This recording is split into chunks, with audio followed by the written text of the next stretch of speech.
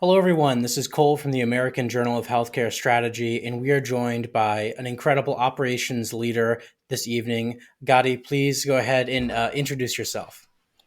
Hey folks, this is Gaurai Uddanwadiker here. I'm the Vice President of Care Operations at Daybreak Health. I come from a clinical background. I was a therapist for many years before I transitioned into an operations role and started working on the business side of the house. But really excited to be chatting with you, Cole, and thank you for inviting me.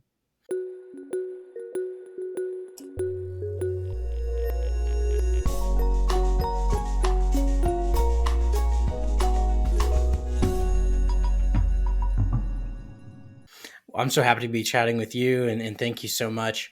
So, you were a therapist for quite a while, as you mentioned. What made you change your path and then decide to get that master's, the executive master's in healthcare administration? What was that change? Yeah, it's been an interesting journey. I started off as a therapist in an academic medical center in Bangalore, India.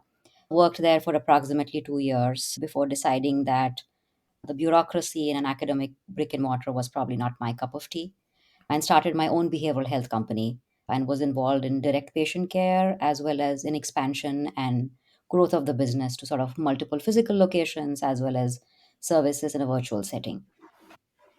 After about, I think, at year 10 or 11, I want to say, we relocated to the US as a family.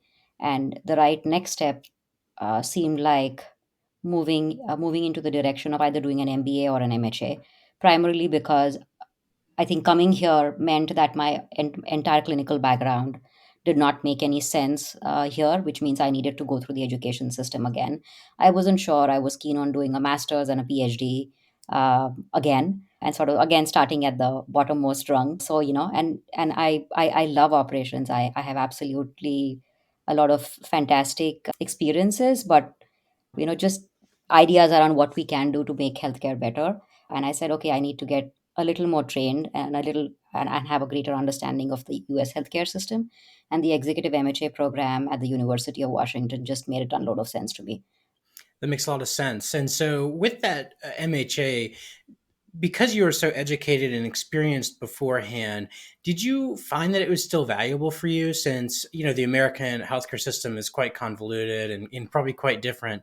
And were you able to gain any skills in that program that you found useful? I think that is exactly why that program is so valuable, right? Having come from a fee for service, primarily a fee for service environment, which is in India, to a much more insurance based system here. Yes, it is convoluted, but yes, it is also interesting. It's exciting, and I think the program did give me an understanding of the U.S. healthcare system. Through multiple perspectives through the classes that I took.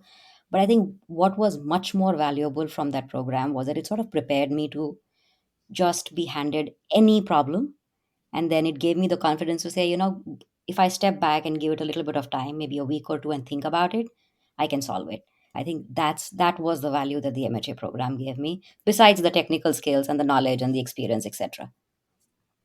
So then, after you got that, I believe it looks like you became a practice operations coordinator. That was the first role you had gotten Yeah, in the that's US. right. That's right. Then you became a manager after 5 months, and it looks like. And then after a couple years, you became the director. And then since then, you've had, directorship and then now vice presidency. But what's interesting is it's all within a fairly short period of time. So you really have been able to continue to get promoted again and again and again.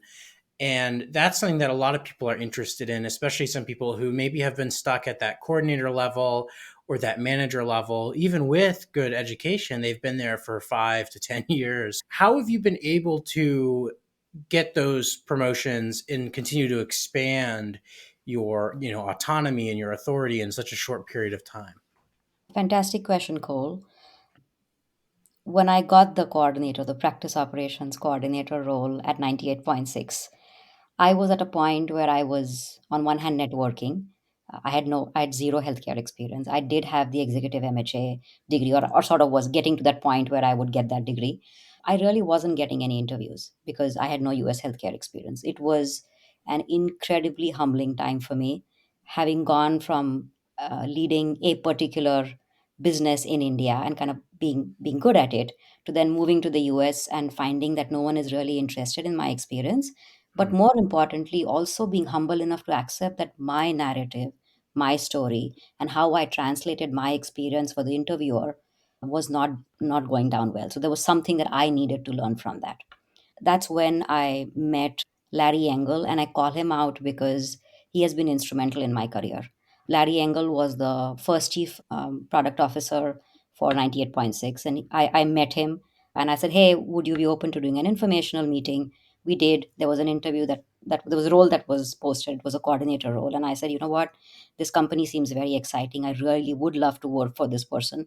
And I went for it, and I got the job.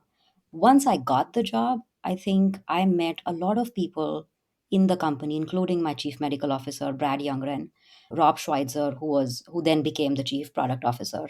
They were all extremely supportive. Tommy Rainey, Lauren Gums. These were all my managers while I was there, and they were incredibly supportive, but also recognizing that I was hungry for more and that I was willing to put in the hard work to do what needed to be done in order to get there.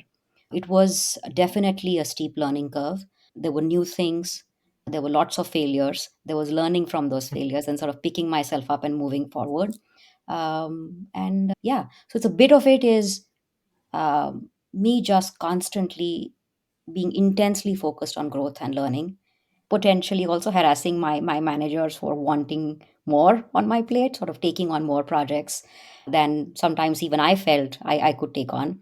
But I wanted that, and I think they saw my hunger and they fulfilled it. So it was a bit of it was support from them, and a bit of it was my hard work.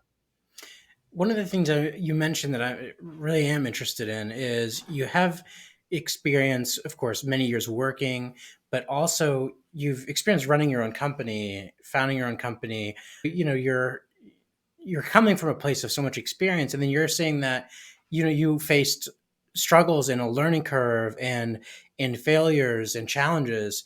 Can you share what that looked like for someone of your experience? Yeah. Such an interesting question, and I think challenges are part of every career, irrespective of how much experience you have. And you have to constantly be focused on, am I learning from this experience or not? And sort of not being super involved with, if it's successful, then, kind of taking it as the biggest positive thing that has happened versus sort of looking at it as, okay, so how can I replicate it? And Mhm. then on the other hand, if there's failure, not getting sort of so disappointed with it that you can't learn from that failure and kind of not repeat it the next time. But to sort of give you some examples, I started at 98.6 in June in 2017. And I think it was probably my third or fourth day when I had my meet and greet one on one with my chief medical officer. 6'4" tall guy. You know, I'm tiny. I'm petite. I am barely about 5-ish feet, probably not even that much. And I was sitting next to him. I was intimidated. And then I think after a first few sentences of sort of introducing myself and him introducing himself, he said to me, Garai, I want us to go nationwide and I want us to take the clinic, to an on-demand 24/7 model. At that time, it was a small weekday only 9 to 4 clinic in Washington with 6 physicians. And he was asking me to do something, me, who had no experience in the US healthcare system, definitely nothing around understanding, the variety of state specific licensure regulations, what does credentialing mean here in the US, etc. And he sort of trusted me on that. And I was taken aback and I'm like, this is going to be hard. I have no idea. And then, I sort of dug in and did that over the next 16 months. And then things started flowing. Good for you. That's an incredible an incredible thing to have been put on your plate at that point. Wow. So when you became a director there, was it a challenge to get that position? You had been doing a lot for them for a while in their manager role. You had expanded to that 24/7, 365 model. How did you keep it from them not just keeping you in that manager role or getting complacent? What did you do to keep growing What were your aspirations at that point? What did that look like? It's interesting you ask me that question because I almost did not get that promotion. There was, I think I was a manager for a couple of years and I expected to be moved into the next role. And I was sort of running the entire clinical operations for the company. And I remember me and my manager was the director and the VP sort of sat down in that review feedback, the annual feedback with me, and they did not see me as the person who could take on that role. They gave me some feedback around what I needed to do, and that I needed to potentially look at another larger program and sort of deliver there before they could look at me for that next role. So that year passed, and the year after I still did not get it. And at that point I was reporting now to the vice president, and I remember her saying to me, that yes, you are achieving all the goals, but I am not sure you are stepping away from what the goal is to question the goal A, and B, to even figure out how do we need to approach it. Meaning, Mm. I was sort of like, she looked at me, and maybe that's how I was at that point, that I was a dog with a bone. If there was an objective, there was a target, there was a KPI that I needed to hit, I would give it my 100%. My team would give it 100%. But then there was no conscious thought around, is that goal even important? I was not asking the question why. And I think that is what my manager was telling me.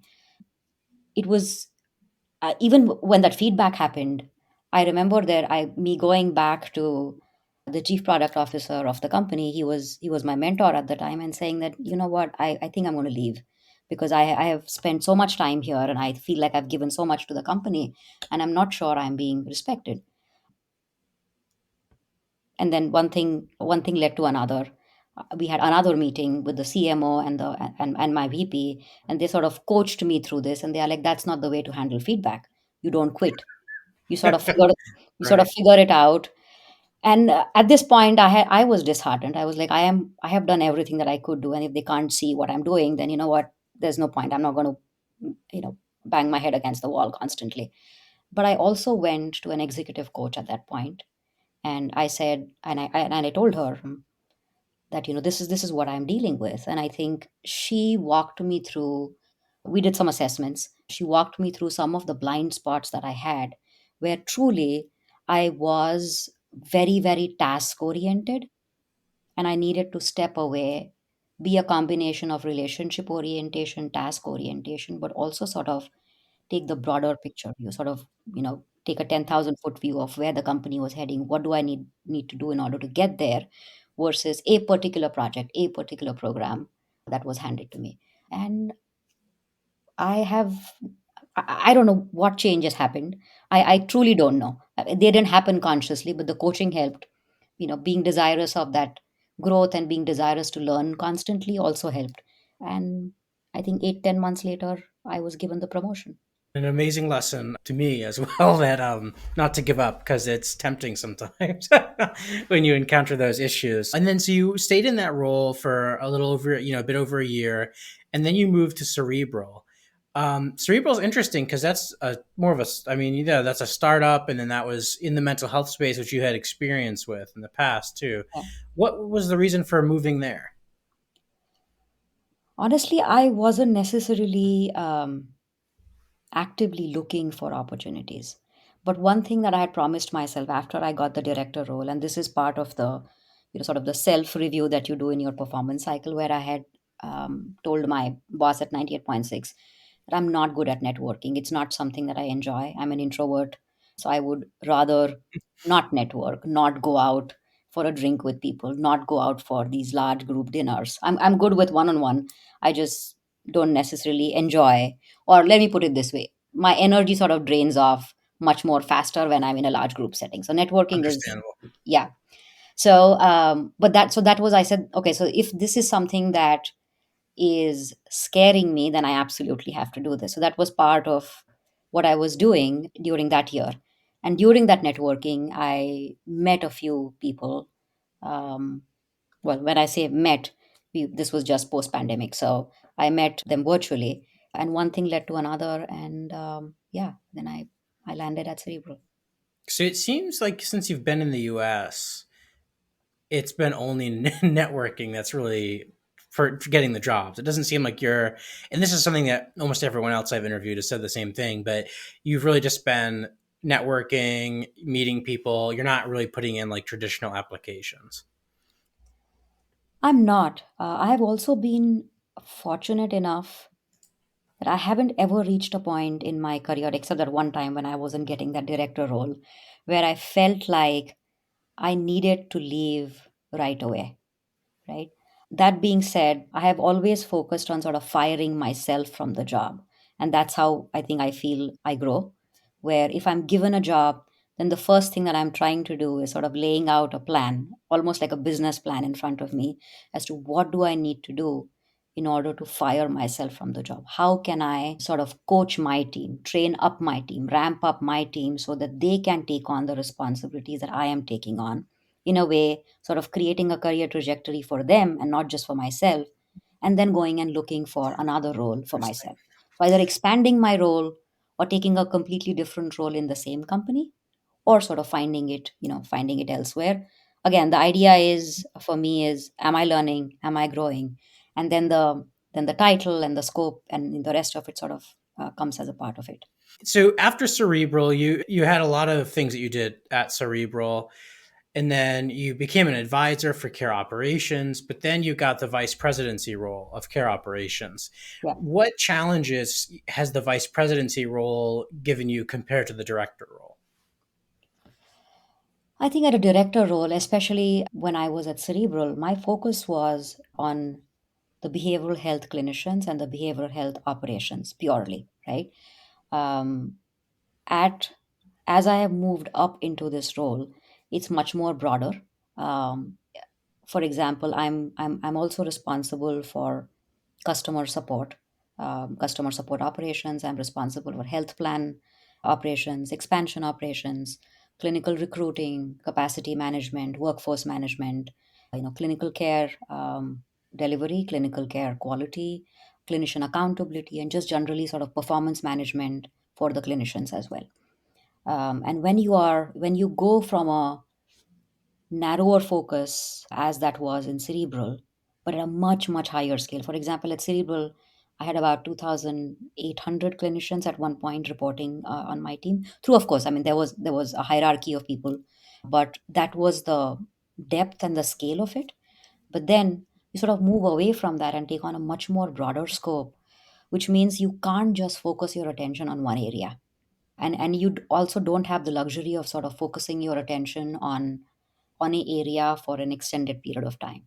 You sort of have to focus your attention on eight different areas that are seven, eight different, KPIs and metrics and goals and objectives, etc. And you also need to be participating now.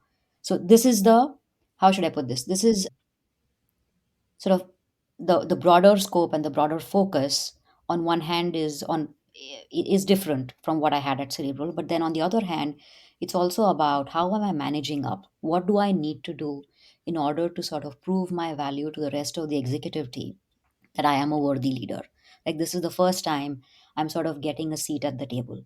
And what am I doing to contribute to the mission of the company?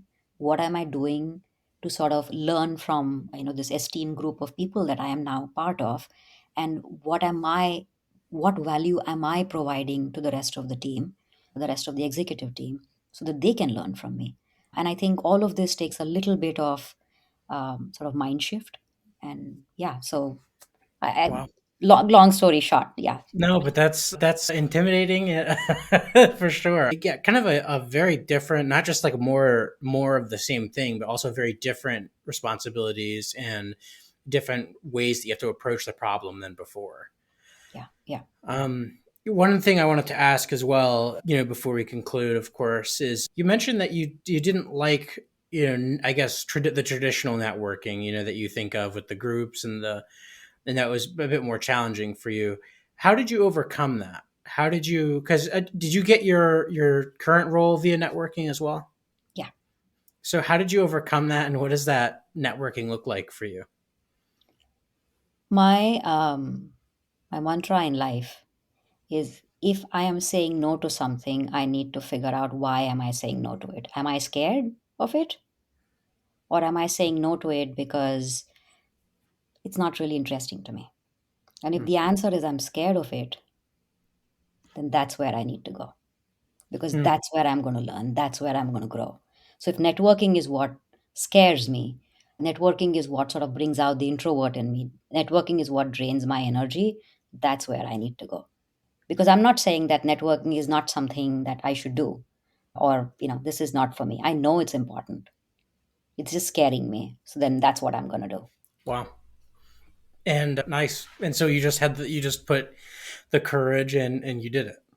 Yeah, I mean, one step at a time, right? I remember, you laugh at me about this, just right out of the MHA, or rather, last quarter of the MHA program, I had a spreadsheet where I was targeting reaching out to 10 people, like either a cold call or a cold email or a cold LinkedIn message.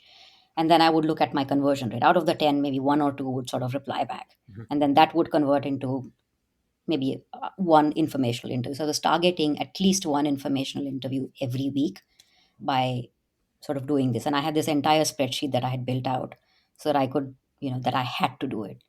I had calendar reminders, I had alarms built in so that even if this scared me, that is just what I needed to do. And that has sort of become a habit. Wow, excellent advice as well. I have a spreadsheet as well of everyone who I've attempted to contact and everyone who I've met with.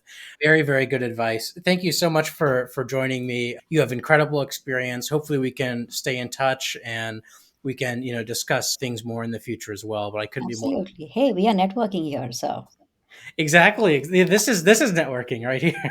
yeah, yeah, Yeah, yeah. Let me know if any interesting things open up in the Seattle area for sure. absolutely.